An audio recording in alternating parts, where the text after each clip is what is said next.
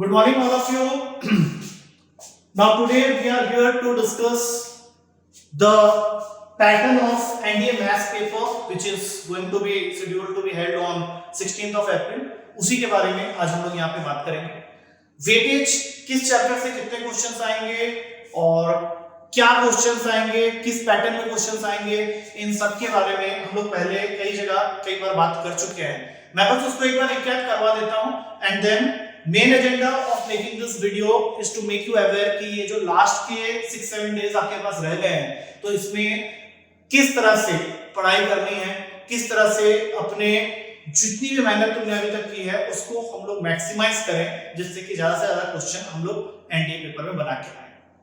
तो the cavalier institute में आप सबका स्वागत है. ये हमारा स्लाइड है एनडीए मैथ्स के बारे में. मैं यहाँ पे आने वाले स्लाइड्स के थ्रू आपको इंफॉर्मेशन दूंगा. सबसे पहले हम लोग बात कर लेते हैं कि किस चैप्टर से कितने क्वेश्चंस आते हैं, उनका weightage, and then we will see a few questions which have already come in your exam. पहले तो मैं इस चीज को क्लियर कर दूं कि जो भी हम लोग यहाँ पे पीपीटी में क्वेश्चंस डिस्कस करेंगे वो सब ऑलरेडी हमारे पेपर में आ चुके हैं.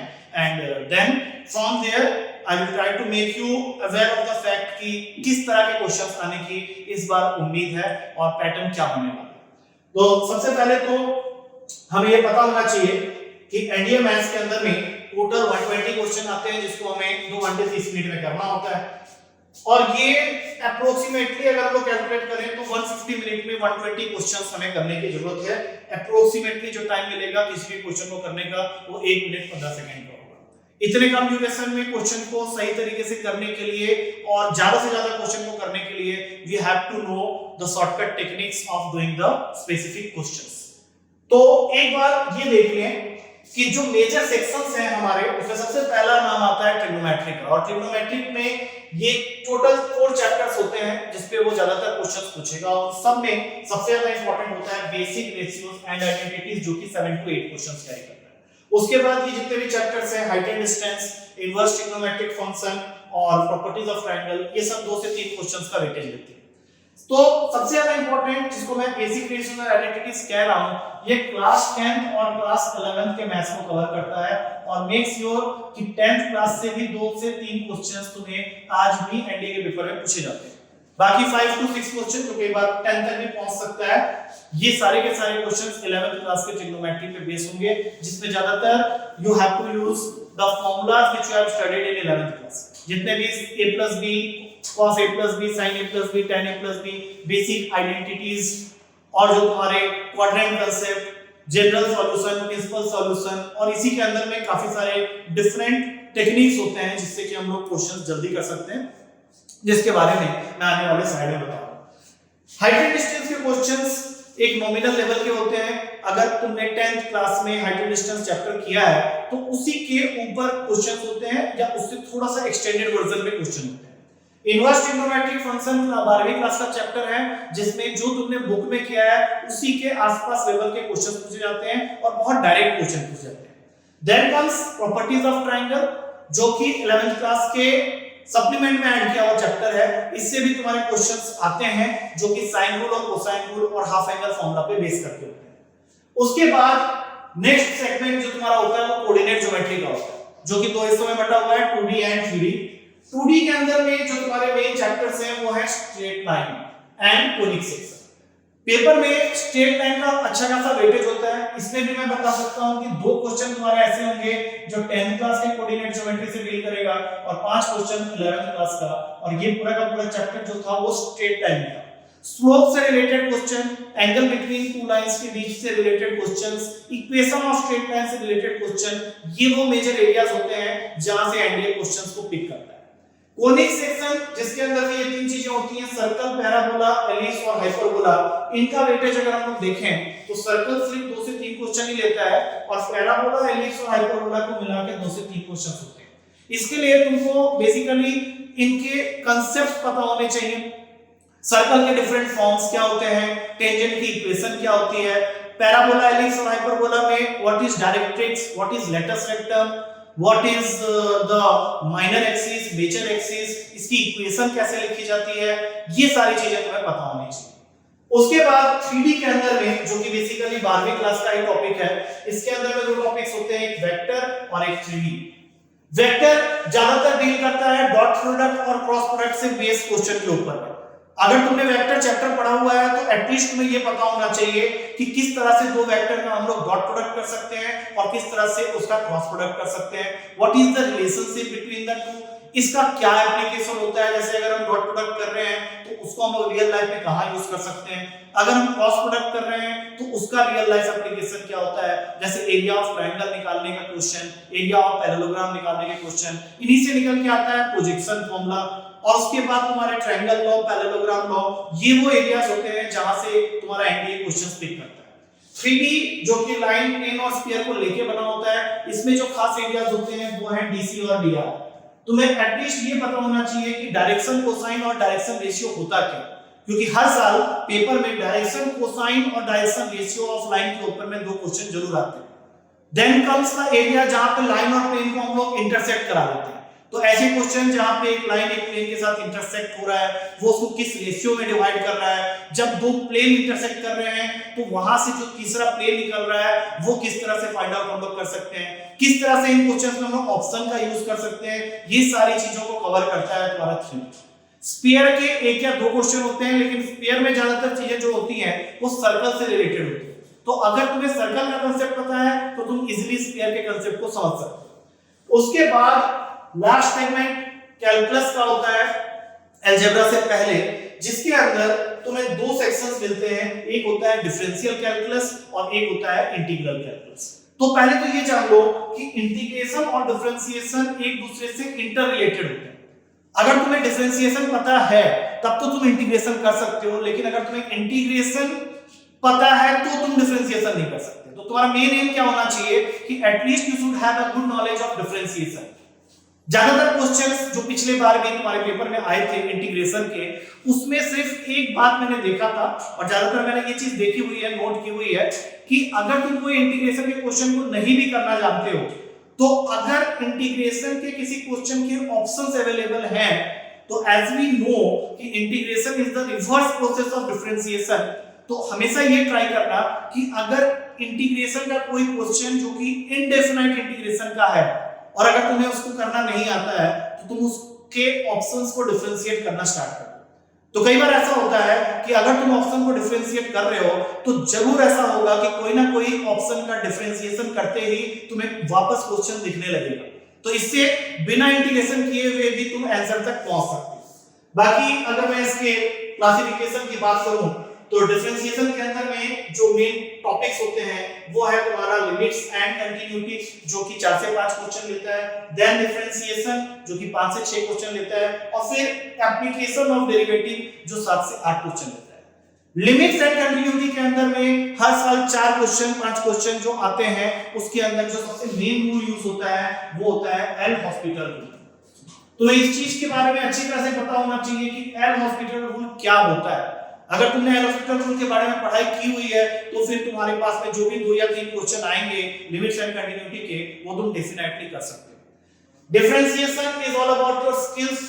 तुम्हें ये पता होना चाहिए कि कितने तरह के डिफरेंशिएशन होते हैं, starting with product rule, quotient rule, chain rule, logarithmic differentiation, parametric form, ये सब के बारे में अगर तुम्हें नॉलेज है, अगर तुमने प्लस 2 में इन सब के बारे में काम किया हुआ है तो आई डोंट थिंक कि तुम्हें कुछ भी प्रॉब्लम होने वाली है डिफरेंशिएशन के question. Yes, application is something जिसका एरिया थोड़ा सा वास्ट होता है, क्योंकि एप्लीकेशन का मतलब होता है कि तुमने जितनी भी डिफरेंशिएशन चीज पढ़ी है उसको तुम कहां-कहां अप्लाई कर सकते हो। इसके अंदर में बेसिकली 4 तरह के क्वेश्चन होते हैं। एक होता है रिलेटेड रेट प्रॉब्लम्स जो कि डील करता है dv/dt, da/dt, ds/dt के साथ, that is rate of change of volume, rate of change of surface area and rate of change of area with respect to time. उसके बाद आता है टेंजेंट एंड नॉर्मल के क्वेश्चन जो भी किसी भी कर्व के लिए तुम्हें पेपर में क्वेश्चन आ सकता है कि इसके लिए इक्वेशन ऑफ टेंजेंट क्या होगा, इसके लिए स्लोप ऑफ टेंजेंट क्या होगा, इसके लिए इक्वेशन ऑफ नॉर्मल कैसे निकालता है और इसके लिए स्लोप ऑफ नॉर्मल कैसे निकालता है। And then comes the main part कि कोई भी फंक्शन तुम्हें दिया है और तुम्हें ये पता करना है कि ये फंक्शन कहां पे किस इंटरवल में इंक्रीजिंग है, किस इंटरवल में डिक्रीजिंग है, इस फंक्शन की मिनिमम वैल्यू क्या है, इस फंक्शन की मैक्सिमम वैल्यू क्या है, और इससे रिलेटेड फिगर बेस्ड क्वेश्चंस। इन सब को टैकल करने के लिए क्या शॉर्टकट्स लगेंगे, किस तरह से हमें अप्रोच करना है, ये सब मैं अभी क्वेश्चन डिस्कस करते समय मैं बताते हुए चलूंगा। उसके बाद इसका नेक्स्ट सेगमेंट होता है दैट इज इंटीग्रल कैलकुलस, जिसमें दो तरह के इंटीग्रेशन हो गए, एक तुम्हारा इंडेफिनाइट इंटीग्रेशन और एक हो गया डेफिनाइट इंटीग्रेशन। इंडेफिनाइट इंटीग्रेशन के बारे में मैं जस्ट अभी थोड़ी देर पहले बता रहा था कि अगर तुम्हें कोई भी क्वेश्चन इंडेफिनाइट इंटीग्रेशन का नहीं आता है तो एटलीस्ट तुम्हें डिफरेंशिएशन करना आना चाहिए, जिससे कि ऑप्शन को डिफरेंशिएट करके तुम क्वेश्चन तक पहुंच जाओ तो वो आंसर को तुम टिक मार सकते हो। डेफिनाइट के लिए you have to learn the properties, इसके कुछ प्रॉपर्टीज होते हैं जिससे वो हर साल तुम्हें क्वेश्चन देता ही देता है।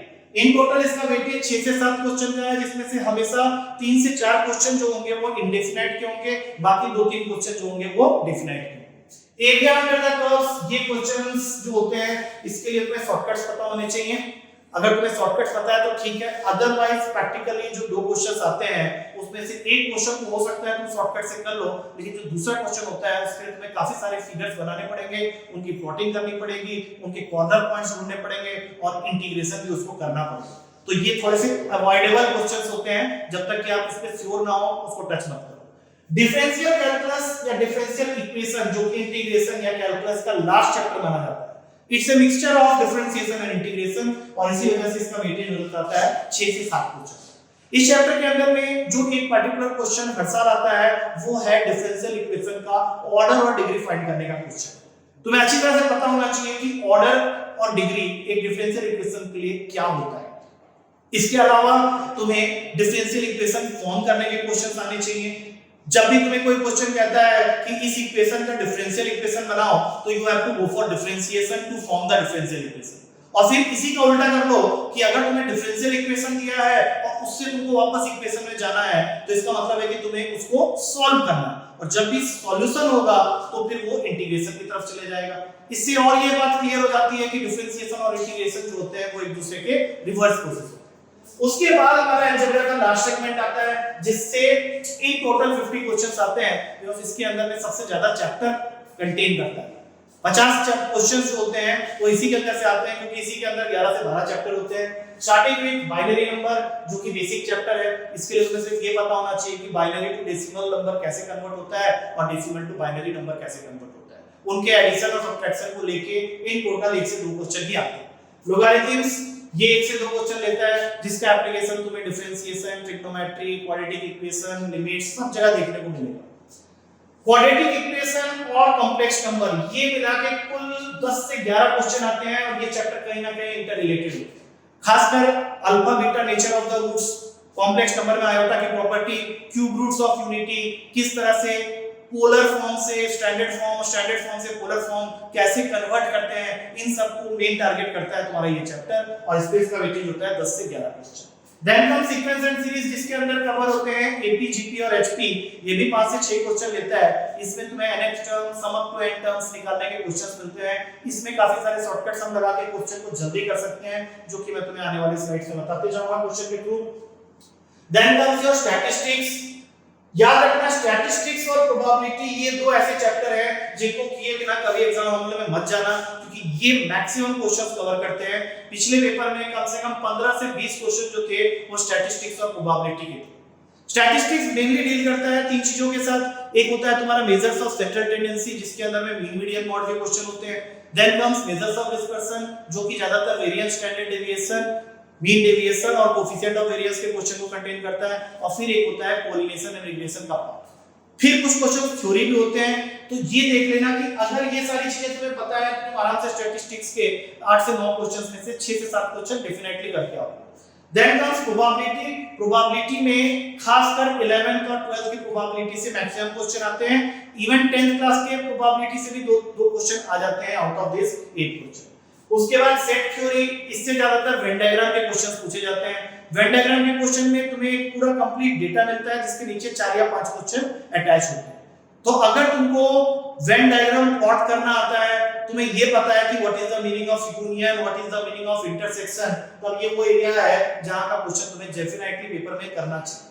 Then come relation and function, जो कि सेट थ्योरी से रिलेटेड ही होता है। इसमें तुम्हें फंक्शन का इनवर्स निकालना आना चाहिए। एफओजी, जीओएफ के क्वेश्चंस तुम्हें पता होने चाहिए। डोमेन रेंज क्या होता है ये तुम्हें पता होना चाहिए। किस तरह से डिसाइड करते हैं कि फंक्शन 1-1 है, ऑन-टू है, या रिलेशन रिफ्लेक्सिव है, सिमेट्रिक है या ट्रांजिटिव है, ये सारी बातें तुम्हें पता होनी चाहिए। परम्यूटेशन, कॉम्बिनेशन और प्रोबेबिलिटी ये कुछ हद तक रिलेटेड चैप्टर है। परमुटेशन कॉम्बिनेशन में सिलेक्शन के क्वेश्चन और कैसे वर्ड फॉर्म करते हैं, किस तरह से डिजिट्स के क्वेश्चन बनते हैं, ये सब का नॉलेज तुम्हें पता होना चाहिए। Then comes binomial theorem. Binomial theorem एक चैप्टर है जिसमें परमुटेशन कॉम्बिनेशन के ही कांसेप्ट्स को यूज करके एक्सपेंशन सीरीज के क्वेश्चन पूछे जाते हैं। मिडिल टर्म कैसे फाइंड किया जाता है, कोई भी पार्टिकुलर टर्म किसी एक्सपेंशन में कैसे निकालते हैं, और कुछ शॉर्टकट्स होते हैं। तो ज्यादातर ये क्वेश्चन शॉर्टकट से ही पूछता है यहाँ पे। और सबसे लास्ट में आता है मैट्रिक्स डिटरमिनेंट।